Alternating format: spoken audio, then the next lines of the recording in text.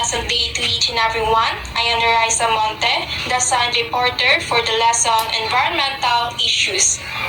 So here is our objectives. Environmental issues are defined as problems with the planet's system, such as the air, water, and soil that have developed as a result of human interference or mistreatment of the planet. So we can define environmental issues as the harmful effects of any human activity on the environment. And this includes both the biological and physical aspects of the environment. So when we say biological aspects of the environment, it refers to all living organisms within an ecosystem, including the plants, animals, and microorganisms, while the physical aspects encompasses the non-living components like the air, water, soil, rocks, temperature, and sunlight. Global concern over the environment. Here are some major global environmental concerns. We have global warming, deforestation, climate change, acid rain, urban sprawl. Over the last few decades, the exploitation of our planet and the degradation of our environment has gone up at an alarming rate, as our action have not been in favor of protecting this planet. We have seen natural disasters striking us more often in the form of flash floods, earthquakes, blizzards, tsunamis, and cyclones. First, global warming. The increase in Earth's average surface temperature due to rising levels of greenhouse gases, primarily caused by human activities such as burning of fossil fuels, deforestation, and industrial processes. Effects: melting ice caps, rising sea levels, more frequent and severe weather events such as hurricanes and droughts. Second, deforestation. The large-scale removal of forest cover for agriculture, urban development, or logging causes agricultural expansion, logging, infrastructure development, and urbanization. Effects: loss of biodiversity, disruption of water cycles, soil erosion, and increased carbon emissions. Third, climate change. The long-term changes in temperature, precipitation, and other atmospheric conditions. Causes driven by human activities that increase greenhouse gases emissions such as fossil fuels, combustion, and land use changes. Effects: altered weather patterns, increased natural disaster, sea level rise, and ecosystem disruptions. Fourth, acid rain. Precipitation that has a lower potential hydrogen due to the presence of sulfur and nitrogen oxide in the atmosphere. Causes emissions from vehicles, power plants, and industrial processes. Effects: damages forests, soils, and aquatic ecosystem, harms buildings and infrastructure. Fifth and lastly, urban sprawl. The uncontrolled expansion of urban areas into rural land causes population growth, economic development, and inadequate urban planning. Effects: increased traffic congestion, air pollution, loss of agricultural land, and habitat fragmentation. To help you understand this better, let me show you a video. Let us take a look into the existing and ongoing environmental issues. Our environment is constantly changing. However, as our environment changes, so does the need to become increasingly aware of the problems that surround it. Let us look at the various problems we are facing now.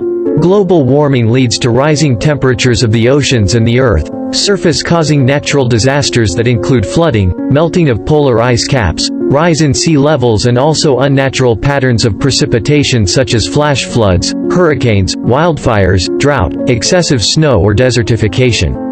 At present, forests cover 30% of the land, but every year tree cover is lost, to make that land available for residential, industrial, or commercial purposes. Climate change happens due to the increase in temperature of the atmosphere by burning fossil fuels and the release of harmful gases by industries. Acid rain occurs due to the presence of certain pollutants in the atmosphere. This is caused due to the combustion of fossil fuels or erupting volcanoes or rotting vegetation which release harmful gases into the atmosphere. Urban sprawl refers to the migration of population from high-density urban areas to low-density rural areas. This results in land degradation, increased traffic, environmental, and health issues. If humans continue moving forward in such a harmful way towards the future, then there will be no future to consider. We need to stop all this harmful practices and move towards a better and peaceful future. These environmental concerns show how our actions affect the planet as they can harm our health and the ecosystem we rely on. Learning about them help us make better choices. Taking action now can protect our world for future generations. It's important because a healthy environment means a better life for all.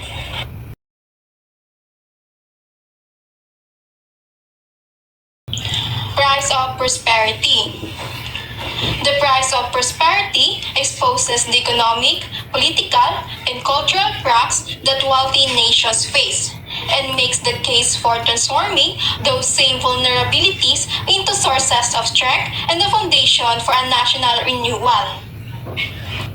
So, price of prosperity exposes the problems faced by a nation or country that are successful or prosperous. With this, we can say that when a certain nation is prosperous or successful, time will come that there will be consequences to their action.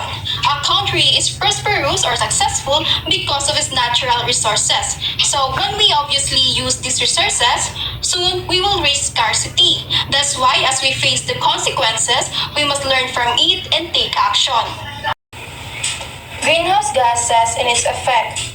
Greenhouse gases are gases in the air that traps heat. They include carbon dioxide, produced when we burn fossil fuels like coal, oil, and gas. Methane comes from cows, landfills, and natural gas. Nitrous oxide, released from fertilizers and burning of fossil fuels. Hydrofluorocarbons, used in air conditioning and refrigerators. Greenhouse gases work like a blanket around the earth. They let sunlight in, but keep some of the heat from escaping back into space. This process is called greenhouse effect.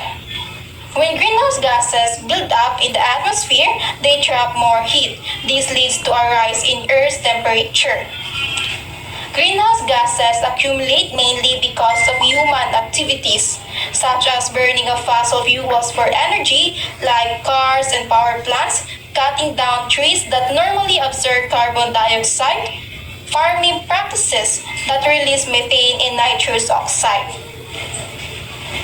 When greenhouse gases accumulate, they cause higher temperatures, extreme weather. The main effect of increased greenhouse gases is climate change. This leads to severe weather events like hurricanes and heavy rain, changes in rainfall patterns affecting crops and water supply, risk to wildlife and habitats, health problems for people due to heat and poor air quality. What is the greenhouse effect? Earth is a comfortable place for living things. It's just the right temperature for plants and animals, including humans, to thrive. Why is Earth so special? Well, one reason is the greenhouse effect. A greenhouse is a building with glass walls and a glass roof. The clear glass allows sunlight to shine into the greenhouse while also trapping the sun's heat inside. This is how a greenhouse keeps plants warm even at night and in the winter. The greenhouse effect keeps Earth warm in pretty much the same way. Earth isn't surrounded by glass, but it is surrounded by a jacket of gases called the atmosphere. In the daytime, the sun shines through the atmosphere, warming Earth's surface. After the sun goes down, Earth's surface cools. This releases heat back into the air, but some of that heat is trapped by the gases in the atmosphere. These heat-trapping gases are called greenhouse gases. Carbon dioxide, water vapor, and methane are all examples of greenhouse gases. Earth needs a balance of greenhouse gases to maintain just the right temperature for living things. But some human activities are changing Earth's natural greenhouse effect. For example, burning fossil fuels like coal and oil releases more carbon dioxide into our atmosphere. These extra greenhouse gases can cause the atmosphere to trap more and more heat, leading to a warmer Earth. NASA satellites are constantly measuring the gases in our atmosphere from space.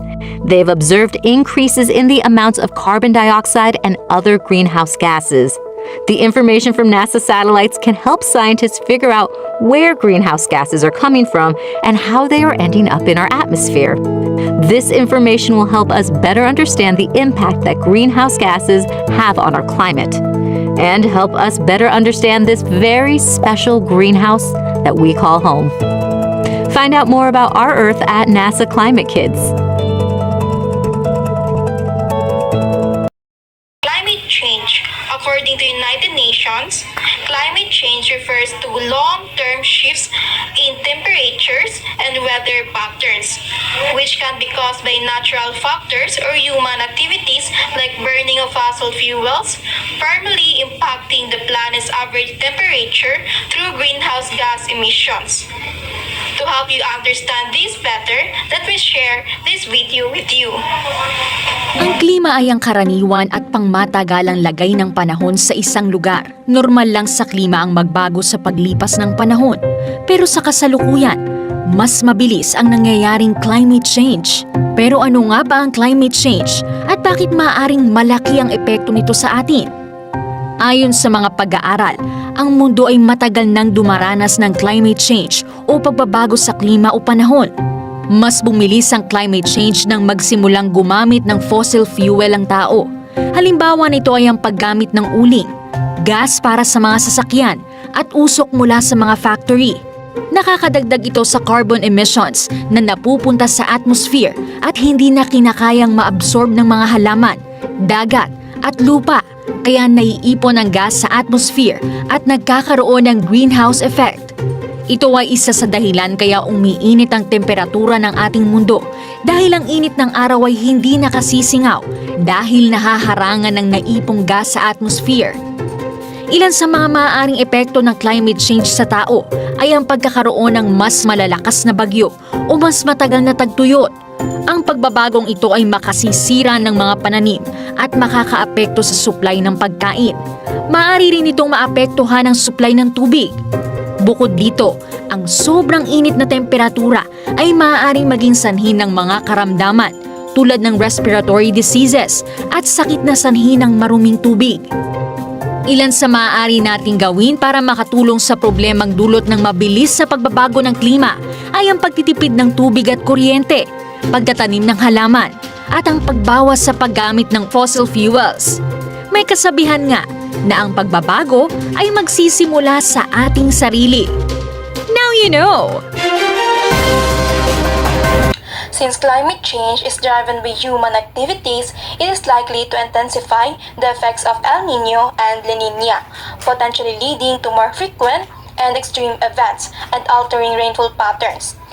La Nina and El Nino are two opposing climate patterns that occur in the Pacific Ocean, collectively known as the El Nino Southern Oscillation. Effects of El Nino. First, decreased rainfall. El Nino causes less rain, leading to drier conditions in many areas. Second, drought. The lack of rain can create droughts, which leads to water shortages for drinking and farming. Third, crop failures. Farmers may struggle to grow crops due to insufficient water, leading to food shortages. Fourth, increased wildfires. Dry weather raises the risk of wildfires, which can destroy homes and forests. Fifth, water supply issues. Cities in rural areas may face serious water shortages affecting daily life and sanitation. Effects of La Nina. First, increased rainfall. La Nina causes more rain than usual in many regions. Second, flooding. The heavy rain can lead to rivers overflowing, resulting in floods in cities and towns. Third, landslide. Wet soil can cause landslides in hilly areas, blocking roads and damaging property. Fourth, crop damage. Floods can ruin crops, leading to food shortages and affecting farmers' income. Fifth, Health risk. Standing water from floods can lead to diseases such as dengue fever, harming people's health.